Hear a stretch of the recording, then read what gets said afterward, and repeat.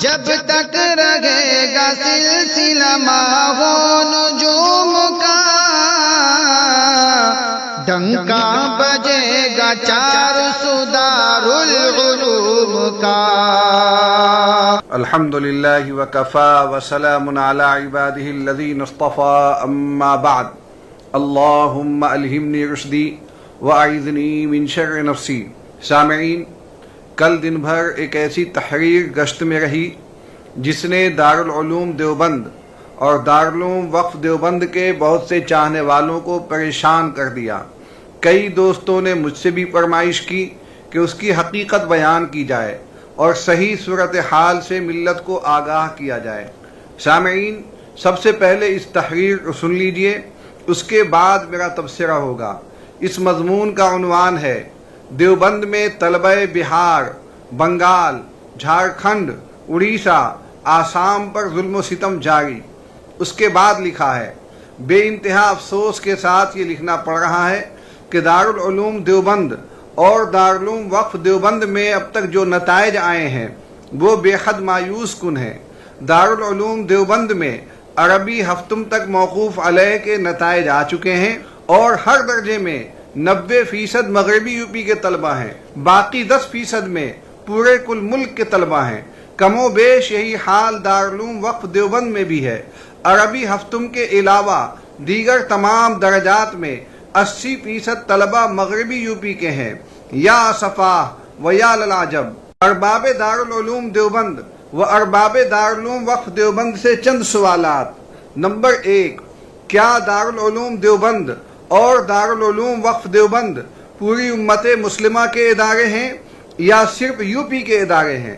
Number 2، کیا بہار، بنگال، جھارکھنڈ، اڑیسہ، آسام کے طلبہ محنتی نہیں ہوتے، صرف یوپی کے طلبہ محنتی ہوتے ہیں؟ جبکہ حقیقت یہ ہے کہ سب سے کم یوپی کے طلبہ محنت کرتے ہیں۔ نمبر 3، ارباب دارالعلوم دیوبند و ارباب دارالعلوم وقف دیوبند اللہ تعالیٰ کو کیا جواب دیں گے؟ نمبر 4، کیا دارالعلوم دیوبند اور دارالعلوم وقف دیوبند میں صرف یوپی سے مالی فراہمی ہوتی ہے یا پورے ملک سے ہوتی ہے؟ نمبر 5، یوپی کے طلبہ کے داخلے کے لیے 40 اوسط جبکہ بیرونی طلبہ کے لیے 80 اوسط، یہ کہاں کا انصاف ہے؟ نمبر 6، رجب، شعبان، رمضان المبارک میں گھر بار، ماں باپ سب کچھ چھوڑ کر کہاں کے طلبہ دیوبند میں تیاری کے لیے رکتے ہیں؟ یوپی سے 80-90% طلبہ کو منتخب کرنا، باقی پورے ملک سے 10-20% طلبہ کو منتخب کرنا کیا بے وقوف بنانا نہیں ہے اور طلبہ عزیز کے ساتھ دھوکہ اور غداری نہیں ہے؟ اگر کسی کو اس تحریر پر اعتراض ہے تو پہلے دارالعلوم دیوبند کے موقوف علیہ کے نتائج دیکھ لیں، اسی طرح دارالعلوم وقف دیوبند کے ششم تک کے نتائج دیکھ لیں، پھر اللہ تعالیٰ کو حاضر و ناظر جان کر فیصلہ کریں کہ یہ تحریر درست ہے یا نہیں۔ بہتر یہ ہے کہ دارالعلوم دیوبند اور دارالعلوم وقف دیوبند میں بیرونی صوبوں کے طلبہ کا داخلہ بند کر دیا جائے تاکہ کم از کم بہار، بنگال، جھارکھنڈ، اڑیسہ، آسام کے مدارس دونوں دارالعلوموں کے چکر میں برباد نہ ہوں، ورنہ 40 اور 80 کی ناانصافی ختم کی جائے۔ اگر یوپی سے 50% طلبہ لیے جائیں تو بہار، بنگال، جھارکھنڈ، اڑیسہ وغیرہ سے 50% طلبہ منتخب کیے جائیں۔ بیرونی صوبوں کے موقر علماء کرام سے درخواست ہے کہ اس ناانصافی کے خلاف آواز اٹھائی جائے۔ دارالعلوم دیوبند اور دارالعلوم وقف دیوبند کے شورا کو خط لکھا جائے، رابطۂ مدارس میں مضبوطی کے ساتھ اس ناانصافی کے خلاف صدائے احتجاج بلند کی جائے۔ دارالعلوم دیوبند اور دارالعلوم وقف دیوبند کے نمائندوں سے اس سلسلے میں سوال کیا جائے کہ آخر یہ ناانصافی کیوں ہو رہی ہے۔ اگر ہم نے اب بھی آواز بلند نہیں کی تو ہماری داستان تک نہ ہوگی داستانوں میں۔ اگر لکھنے میں کچھ گستاخی ہوئی ہو تو معذرت خواہ، لیکن ایک مرتبہ ضرور نتائج کا مطالعہ کر لیا جائے۔ اللہ تعالیٰ دونوں دارالعلوموں کی حفاظت فرمائے اور ارباب دارالعلوم کو انصاف کرنے کی توفیق عطا فرمائے، آمین۔ من جانب انجمن اتحاد الطلبہ بہار، جھارکھنڈ، اڑیسہ، آسام، بنگال۔ سامعین، یہ تو رہا مضمون، جو دن بھر علماء اور طلبہ کے درمیان موضوع بحث بنا رہا، اب اس کے ہر پہلو کا تجزیہ مختصراً پیش خدمت ہے۔ صاحب مضمون نے لکھا ہے کہ دارالعلوم دیوبند میں جن طلبہ کے نام موقوف علیہ میں آئے ہیں ان میں 90% مغربی یو پی کے ہیں اور بقیہ 10% میں پورا ہندوستان۔ اسی طرح دارالعلوم وقف میں جن طلبہ کو داخلہ دیا گیا ہے ان میں 80% طلبہ مغربی اتر پردیش کے ہیں اور 20% پورے ملک سے۔ نہیں معلوم کہ جناب کے تجزیے کا پیمانہ کیا ہے اور انہوں نے کس بنیاد پر یہ اعداد و شمار پیش کیے ہیں۔ جو اعداد و شمار مجھ تک پہنچے ہیں ان میں ایسا تو کچھ بھی نظر نہیں آیا۔ اول سے عربی ہفتم تک کے موقوف علیہ طلبہ کی رپورٹ اس طرح ہے: برائے عربی اول کل انتخاب 84، یو پی والے 31۔ برائے عربی دوم کل انتخاب 284، یو پی والے 149۔ برائے سوم کل انتخاب 331، یو پی والے 159۔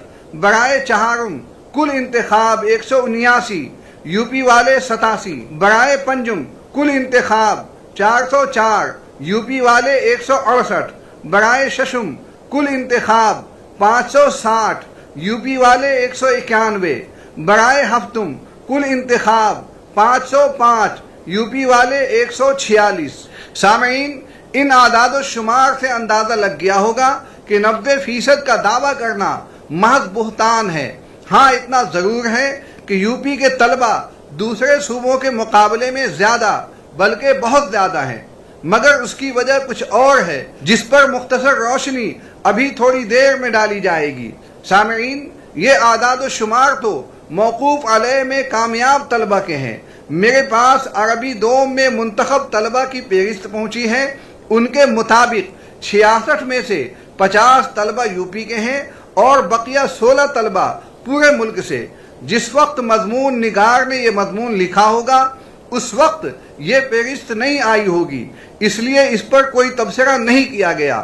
یہ فہرست صاحب مضمون کے دعوے کو کسی حد تک درست ثابت کرتی ہے، مگر ان کا یہ دعویٰ کہ 90% طلبہ صرف مغربی یو پی کے ہیں، یہ بات پوری طرح بے بنیاد ہے۔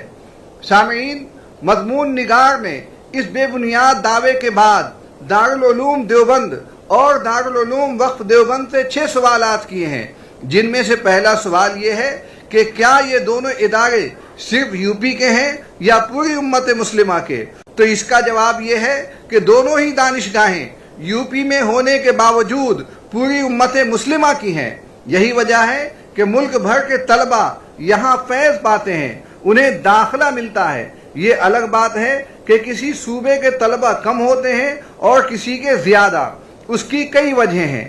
پہلی وجہ تو یہ ہے کہ یو پی ہندوستان کا سب سے بڑا صوبہ ہے اور سب سے زیادہ مسلمان اسی صوبے میں آباد ہیں۔ دین کے بڑے مراکز اسی مردم خیز خطے میں ہیں۔ دارالعلوم دیوبند، وقف دارالعلوم دیوبند اور جامعہ امام محمد انور شاہ دیوبند سمیت 2 مزید بڑے ادارے خود دیوبند میں ہیں۔ پھر مظاہر علوم سہارنپور قدیم و جدید ہیں، ندوۃ العلماء لکھنؤ ہے، خادم العلوم باغوں والی ہے، اشرف العلوم رشیدی گنگوہ ہے، مدرسہ شاہی مراد آباد ہے، وغیرہ وغیرہ۔ جب یہاں مسلمان اتنے ہیں، دینی مراکز اتنے ہیں، تو علماء اور طلبہ بھی سب سے زیادہ یہی ہوں گے، یہ فطری بات ہے۔ پھر ان مدارس کا تعلیمی معیار بھی بہت ہی اعلیٰ ہے، اس لیے باصلاحیت طلبہ بھی سب سے زیادہ یہی ہوتے ہیں اور دونوں دارالعلوموں میں داخلہ بھی وہی پاتے ہیں۔ یہ کوئی تعجب انگیز اور تکلیف دہ بات نہیں ہے۔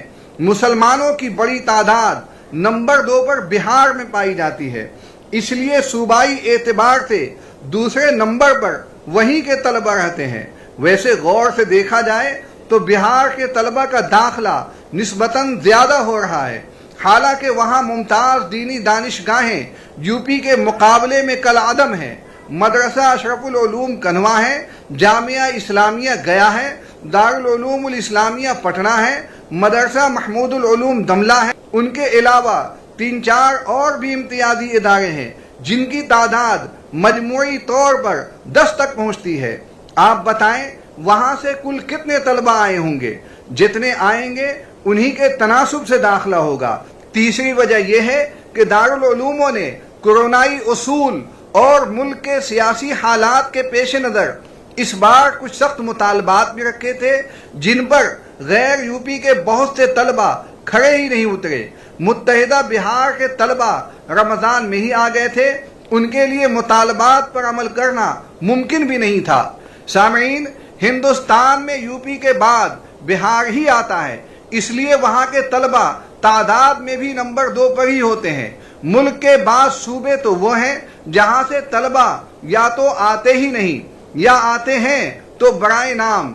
گجرات کے طلبہ زیادہ تر اپنے ہی علاقے سے فراغت حاصل کر لیتے ہیں۔ راجستھان میں مسلمان یوں بھی کم ہیں، لا محالہ دینی طلبہ بھی کم ہی ہوا کرتے ہیں۔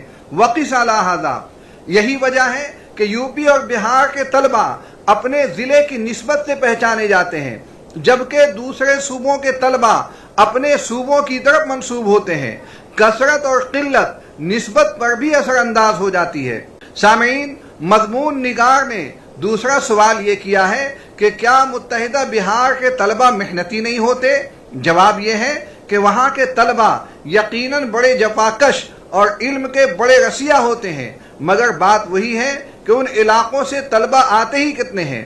جتنے آتے ہیں وہ یو پی کے طلبہ کے عشر اشیر ہی ہوتے ہیں۔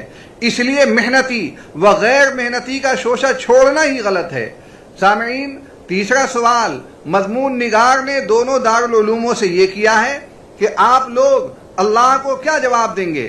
جواب یہ ہے کہ یہ اللہ اور بندے کا معاملہ ہے، اس میں کسی کی مداخلت کا کوئی مقام نہیں۔ سامعین، قلمکار محترم نے چوتھا سوال یہ داغا ہے کہ دونوں دارالعلوموں کا چندہ صرف یو پی میں ہوتا ہے یا پورے ملک میں؟ اگر پورے ملک میں ہوتا ہے تو یہ ناانصافی کیوں؟ جواباً عرض ہے کہ چندہ یقیناً پورے ملک سے ہوتا ہے، اسی لیے ملک بھر کے طلبہ ان اداروں میں پڑھتے بھی ہیں۔ اگر پورے ملک سے نہ بھی ہو تب بھی یہ دانشگاہیں انہیں قبول کریں گی، مگر تجزیہ کرتے وقت اپنی تعداد اور تناسب کو بھی دیکھنا چاہیے۔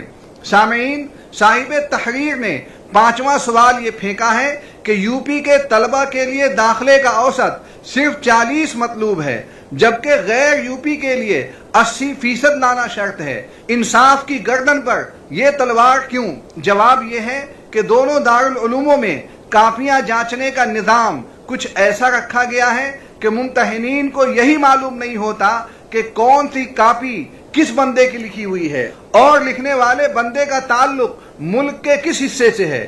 جب ایسا ہے تو نمبرات وہی ملتے ہیں کاپیاں لکھنے والے جن کے مستحق ہوتے ہیں۔